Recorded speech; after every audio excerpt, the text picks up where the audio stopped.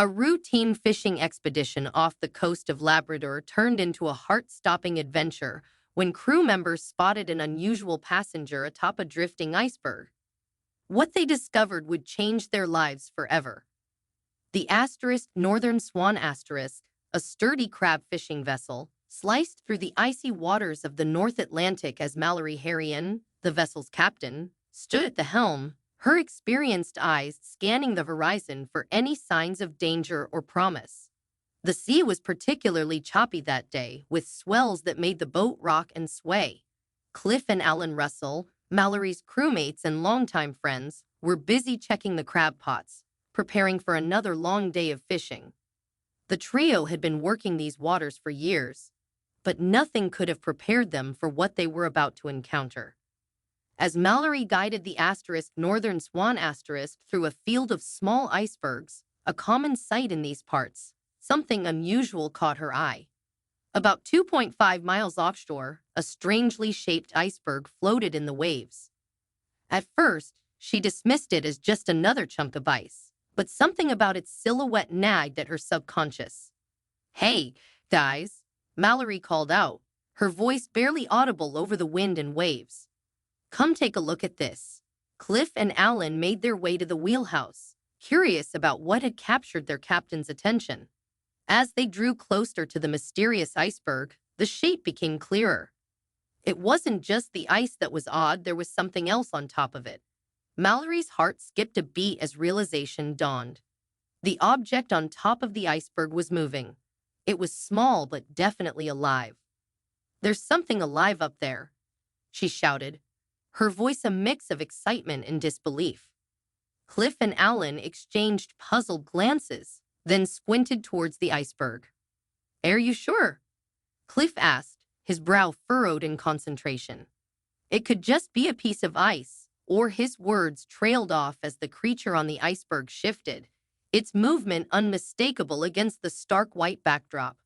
"I'll be damned," Alan whispered, his eyes wide with amazement. Mallory's mind raced. What could it be?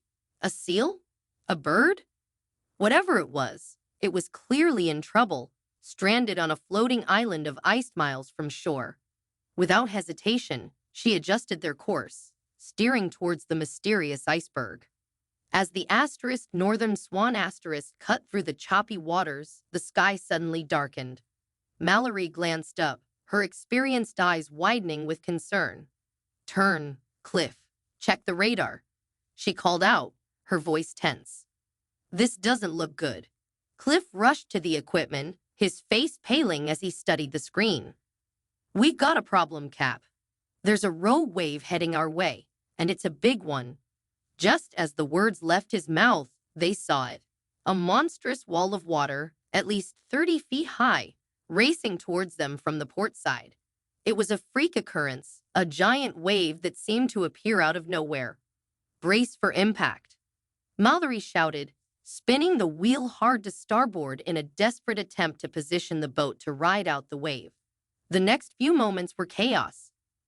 The Northern Swan was lifted like a toy, tossed about by the furious sea. The crew clung to whatever they could grab. Their world turned sideways as the wave crashed over them. For a heart-stopping minute, it seemed as if the boat might capsize, but then, miraculously, they were through it. The Northern Swan righted itself, water cascading off the deck. "Everyone okay?" Mallory called out, her voice hoarse. Groans and affirmatives came from Cliff and Alan. They were battered and soaked but alive. As the adrenaline subsided, a new worry set in. The wave had pushed them off course, and worse, they'd lost sight of the iceberg with the stranded creature. "Where is it?" Alan asked, scanning the horizon. "Did we lose it?" Mallory felt a pang of despair. Had they lost their chance to help the stranded animal? But then, squinting through the mist left by the wave, she spotted something. "There!" she shouted, pointing to a small white speck in the distance. "It's further out now, but we can still reach it." The crew sprang into action, checking for damage and preparing to continue their rescue mission. The unexpected wave had cost them precious time, and they knew the iceberg, and whatever was on it wouldn't last forever in these treacherous waters. As they set off again, more determined than ever, Mallory couldn't shake the feeling that this delay might have dire consequences for the stranded creature. After their harrowing encounter with the rogue wave, the crew of the Northern Swan approached the iceberg with a mixture of excitement and fear. The closer they got, the more puzzled they became. "I think it's a baby seal," Alan called out, squinting his eyes. It was a reasonable guess. Seals were common in these waters, and it wouldn't be unusual for a pup to end up stranded. Mallory maneuvered the boat closer, careful to avoid any hidden ice beneath the surface. The engine's low rumble seemed to startle the creature, which scurried to the edge of the iceberg, its movements quick and jerky. "Wait a minute," Cliff said, his voice filled with confusion. "Seals don't move like that." As they drew within 50 feet of the iceberg, the true nature of their discovery became clear. The creature was small, no bigger than a house cat, with fur that was mottled white and gray. But what caught their attention were its pointed ears and bushy tail features decidedly unseal-like. "What in the world?" Alan breathed, his eyes wide with disbelief. The animal stood on the ice, its body hunched and shivering. Even from a distance, they could see its ribs protruding through its fur, a clear sign of starvation. Its dark, frightened eyes darted between the boat and the vast expanse of ocean surrounding its icy prison. Mallory felt her heart clench. Whatever this creature was, it was in dire straits. Stranded miles from shore on a melting iceberg, it faced certain death without intervention. "We have to help it," she said firmly, her mind already racing with possible rescue scenarios. "But first, we need to figure out what we're dealing with." Mallory grabbed a pair of binoculars from the wheelhouse and studied the creature intently. Years of experience in these waters had taught her about the local wildlife, but this animal seemed out of place. Suddenly, recognition dawned on her face. "It's an Arctic fox," she exclaimed, lowering the binoculars. But how on earth did it get out here? Cliff and Alan crowded around her, their faces a mix of amazement and concern. "An Arctic fox this far out to sea?" Cliff asked incredulously. Mallory nodded, her brow furrowed in thought. "They're known to venture out onto the ice in search of food seals, fish, birds, eggs, but I've never heard of one getting stranded like this." The crew fell silent, contemplating the fox's predicament. Alan was the first to speak up. "It must have been on a larger ice sheet that broke apart," he theorized. "Poor thing probably got stuck on this piece as it drifted out to sea." Mallory agreed. "That's likely what happened. Arctic foxes are curious and resourceful, but this little guy bit off more than he could chew." As they watched, the fox paced the edge of the iceberg, its movements growing weaker by the minute. The gravity of the situation sank in. Without their help, this remarkable creature wouldn't survive much longer. "So what's the plan, Cap?" Cliff asked, turning to Mallory. "How do we get a wild Arctic fox off a melting iceberg in the middle of the ocean?" Mallory's eyes narrowed with determination. "I don't know yet," she admitted. "But we're going to figure it out. We didn't come all this way to let this little fighter die out here." As the crew began to brainstorm rescue ideas, they watched anxiously as the iceberg continued to melt, its edges crumbling into the sea. The Arctic fox, now visibly weakened, paced in tight circles, its survival instincts warring with its fear of the strange boat and humans nearby. "We need to act now," Mallory said, her voice tight with urgency. "That bird won't last much longer, and neither will our furry friend." But the question remained, how could they rescue the fox without putting themselves in danger or frightening the animal into the deadly cold water? Alan suggested trying to lure the fox with food, but Mallory shook her head. "It's too far and too scared. We'd never get close enough."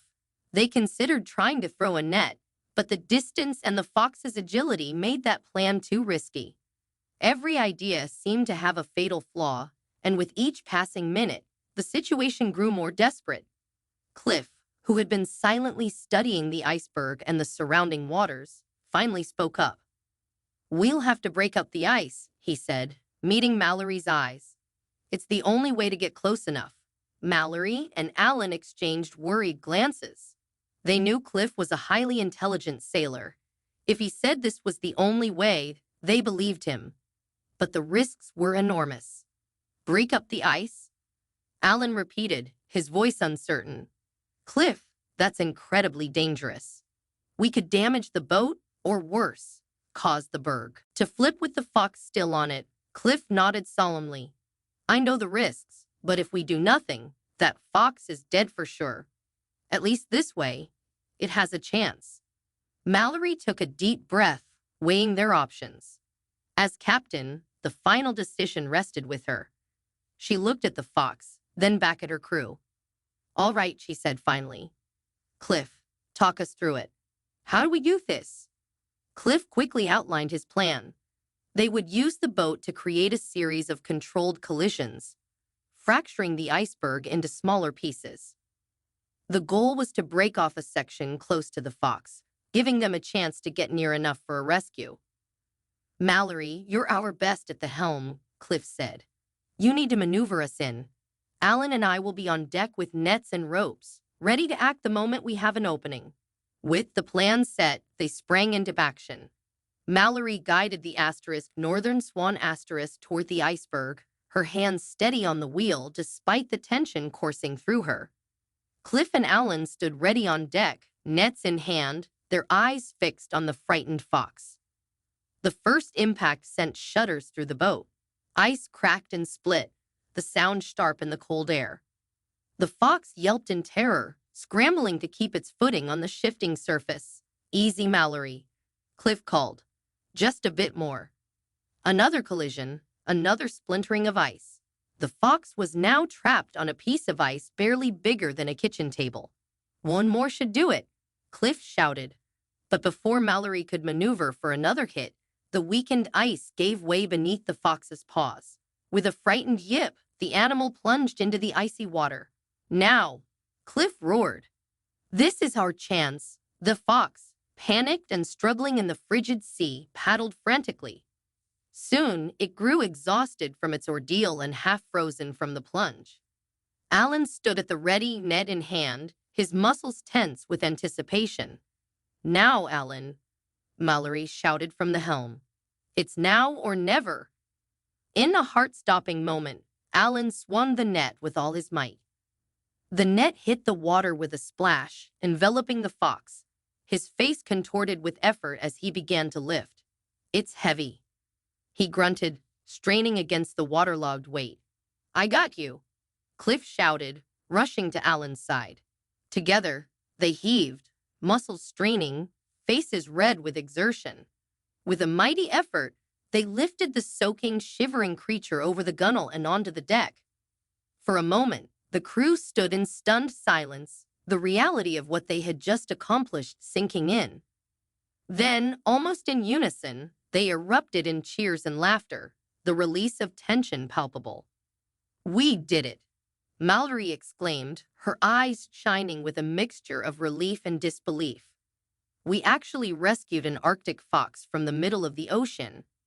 As the initial excitement subsided, the crew's focus shifted to their unexpected passengers' well-being. The fox, though alive, was in a sorry state. It fought weakly against the net for a few moments before collapsing from sheer exhaustion. "Quick, get those old blankets from the hold," Mallory ordered, her voice filled with concern. "We need to get it warm and dry." Cliff carefully lifted the fox from the net while Alan rushed to create a makeshift bed from the blankets. They gently placed the animal on the soft pile, noting with worry how its ribs protruded beneath its wet fur. "Poor thing must be starving," Cliff muttered. "What do Arctic foxes eat, anyway?" The crew rummaged through their supplies, determined to find something suitable. Alan emerged from the galley with a triumphant grin, holding a packet of cheese and some crackers.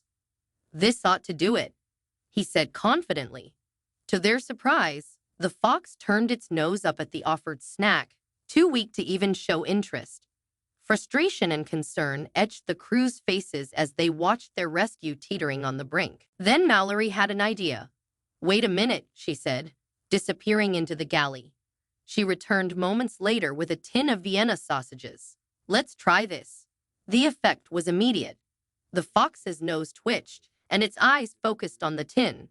With a delicate touch, Mallory presented a tiny morsel to the fox. To everyone's relief and delight, the animal devoured it eagerly. As they continued to feed and care for their guest, Mallory noticed a gradual change. The fox's eyes grew brighter, its movements more purposeful. Strength was returning to the resilient creature, but with this improvement came a new realization. Mallory's brow furrowed as she watched the fox. "We can't take him back to the city," she said slowly. "He needs a wild place to call home." The crew fell silent, pondering this new challenge. Then Cliff's face lit up. "What about Foxhaven Island?" he suggested, referring to a small, uninhabited island they often passed on their fishing routes. Mallory's eyes widened. "That's perfect. It has ponds full of fish and plenty of little critters for hunting. It's just wild enough." With their new plan in place, the Northern Swan changed course. As they approached Foxhaven Island, Alan remembered something. "There's an old doghouse in the storage shed on the north side," he said. "We could set it up as a temporary shelter for our friend here." When they reached the island, the fox seemed to sense the change in its fortunes. As the boat neared the shore, it cautiously emerged from its blanket nest, shaking itself vigorously. The crew watched with a mixture of joy and sadness as their unexpected companion prepared to leave. Cliff gently lowered the gangplank, and the fox took its first tentative steps onto solid ground. It paused at the edge of the boat, looking back at the crew as if in gratitude before bounding onto the beach. The fishermen stood in silence, watching as the fox explored its new home, its bushy tail held high with newfound confidence. Mallory felt a lump in her throat as she observed the creature's transformation from a desperate castaway to a wild animal in its element. "Well, crew," she said softly, "I'd say this is one fishing trip we'll never forget." As the Northern Swan pulled away from Foxhaven Island, the crew caught one last glimpse of their Arctic friend. The fox stood on a rocky outcrop, silhouetted against the setting sun, a symbol of resilience in the unexpected adventures life can bring. Their fishing nets may have been empty, but their hearts were full. They had saved a life and gained a story they would tell for years to come. As they set course for home, each member of the crew knew they had been part of something truly extraordinary, a reminder of the wonders that await those who venture into the unknown. What started as a strange sight on an iceberg had become an unforgettable tale of compassion and quick thinking on the high seas. The Arctic fox, given a second chance at life, disappeared into the underbrush, ready to start its next adventure. What would you have done if you'd spotted a stranded animal at sea? Have you ever had an unexpected animal encounter that changed your perspective? Tell us in the comments below. Thank you for watching, and see you in the next video.